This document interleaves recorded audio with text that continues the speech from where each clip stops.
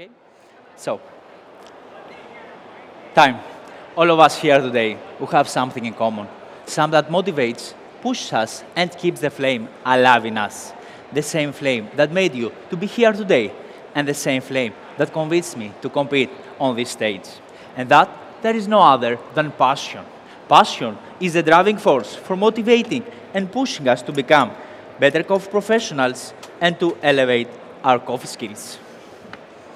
But if we want this industry to thrive, we need to share our knowledge with people and to show them how to expand their skills in order to develop this specialty coffee industry.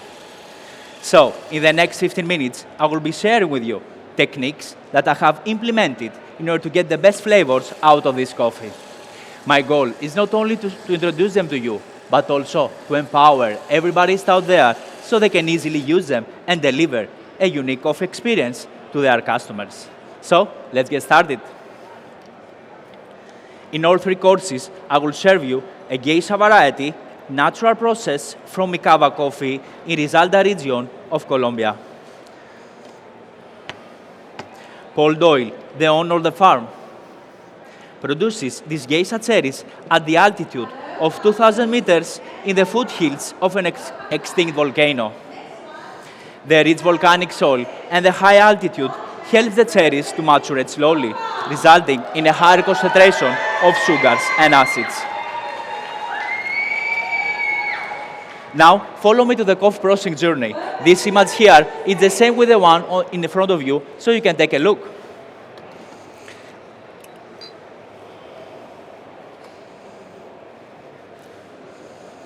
After collecting the cherries, he placed them in closed tanks and pressurized them with CO2 to start a 24-hour carbonic maceration. Inside the anaerobic environment, lactobacillus bacteria have started to grow and consumed sugars from the fruit and transformed them into lactic acids. It is here where this vibrant malic acidity and these juicy flavors like passion fruit and pineapple have been developed. Paul, as a passionate coffee producer, has developed a new technique for drying this coffee. Firstly, he placed the cherries under the sun for a rapid initial dehydration. This is followed by a shade drying on raised bed to slow down the drying process and to stabilize the moisture level. Paul calls this solar aerobic slow dry. This technique gave to my espresso a high sweetness and a more round juicy body, which is also what I really loved about this coffee and stood out for me. As you saw, I extracted my signature drink doses and leave them to cool down so they can easily open up all these beautiful flavors. And now, let's start our course with espresso and let me introduce you my first technique for today, which is this vice distributor tool. This tool is designed to break down the clumps from the grinder and helps the coffee to the gas. Additionally, by stirring it, it distributes evenly the ground coffee from top to bottom and side to side, resulting in a more consistent extraction. Also, it helps the replicability of the espressos and highlights the silky texture and that pineapple note in your cup. As we know, during extraction, we lose a lot of aromatic volatiles in the air. So we need a way to capture and keep them in the cup. In the last few years, we have seen different chilling techniques, but this one, it's easier for the baristas to use it and highlights perfectly my Micava flavor. I call it frozen yield technique. I keep the cups in the freezer for 30 minutes to minus 15 degrees to be sure that the porcelain will have the ideal temperature of 3 degrees. Then I extract my espressos directly to the frozen cups. Cooling rapidly the espressos results in a higher concentration of volatile compounds and enhance my Micava's flavor profile like cherry and passion fruit. Also, this process elevates the tactile of the coffee and gives us a more velvety texture. The recipe that I'm using is 22 grams in, 38 grams out, 40 grams out, at 93 degrees. because here I found the best tactile experience, balance of flavors, and high quality of sweetness. When I will serve you, evaluate only the crema. Now, write down a few notes. For your taste descriptors, look for pineapple, passion fruit, and cherry. The finish is sweet and lingering like a sweet lime. In tactile, you will have a medium weight, rounded smooth texture on your first sip, which turns into silky on your second sip.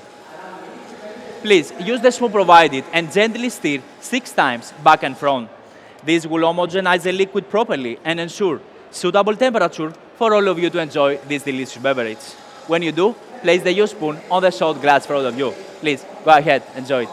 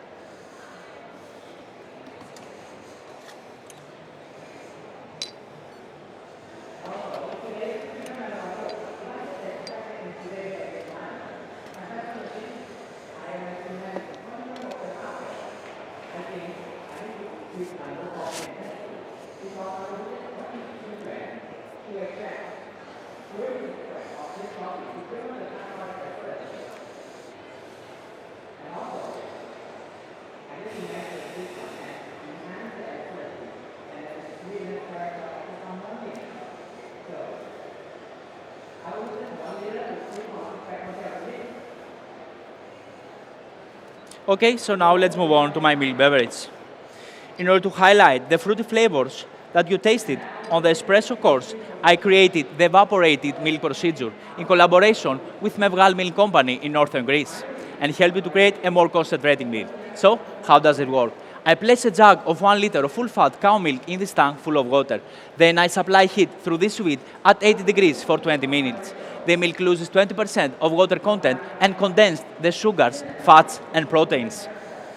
This increases the sweetness and the texture of the milk and gives us and highlights the cherry note and that creaminess on your milk beverage.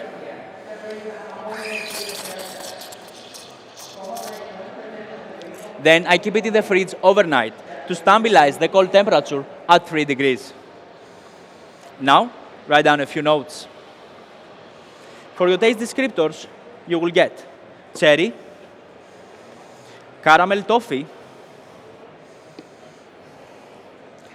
and butter cookies. The finish is sweet and coating like a melted caramel ice cream.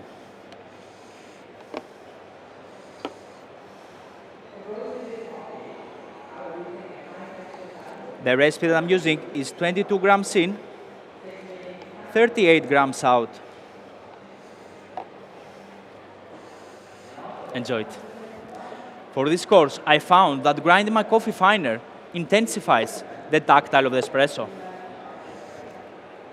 which combined with this milk, which is steamed at 50 degrees, it highlights that toffee caramel note and that creaminess of your milk beverage. Enjoy it. I'm serving you 90 ml drink with 1 part espresso and 3 parts of milk. In order to refine all the flavors and acids from the beans, I found the best result by roasting this coffee 15 days ago with an end temperature of 207 degrees. Enjoy it. After first crack, I lower the gas heat until to reach 12% of development, ensuring high sweetness and solubility of the beans.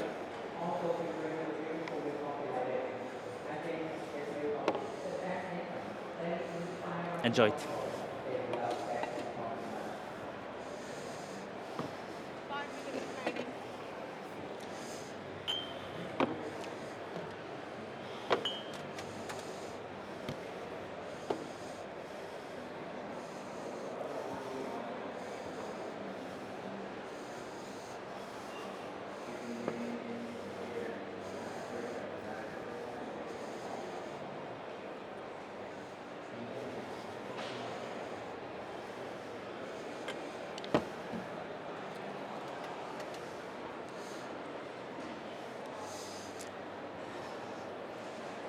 So, as you saw in the previous courses, techniques had a massive impact in my Mikava's flavor profile.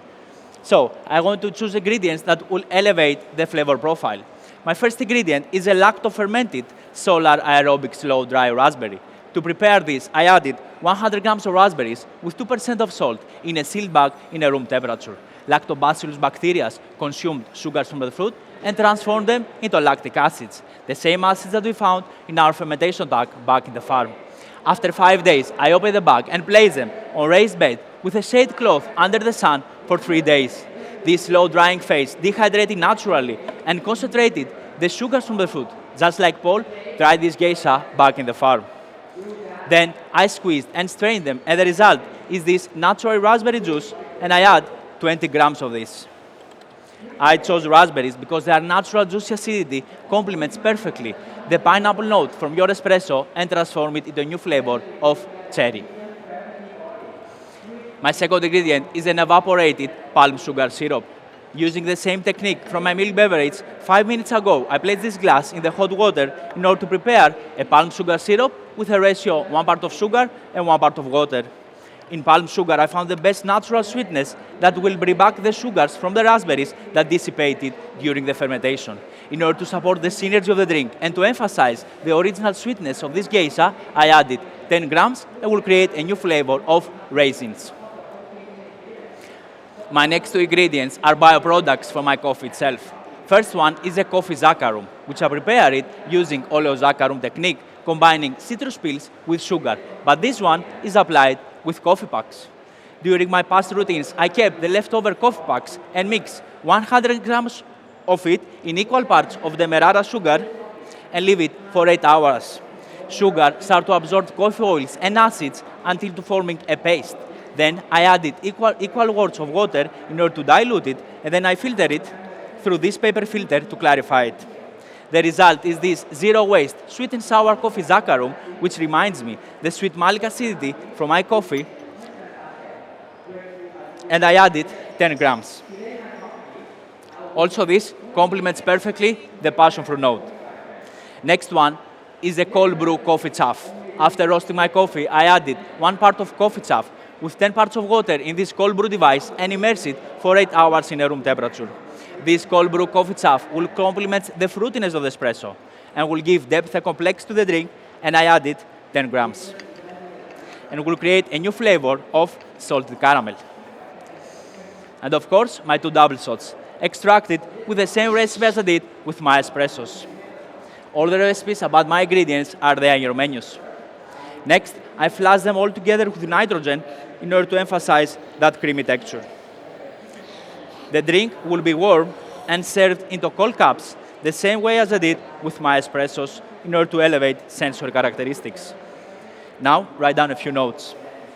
For your taste descriptors, you will get cherry, red grape, raisins, and salted caramel. With a creamy texture and a long caramel finish. When I serve you, don't drink it yet, and please, wait until I call my time. When I do, swirl 5 times before each sip. Dear judges, nowadays we witness producers, roasters, and baristas using different techniques to elevate the flavor profile of their coffee. I'm looking forward on what this future holds, because techniques are really important on what we do. But passion and dedication is the meaning of why we do this. Please, enjoy it. Thank you. Time. All right, a big round of applause.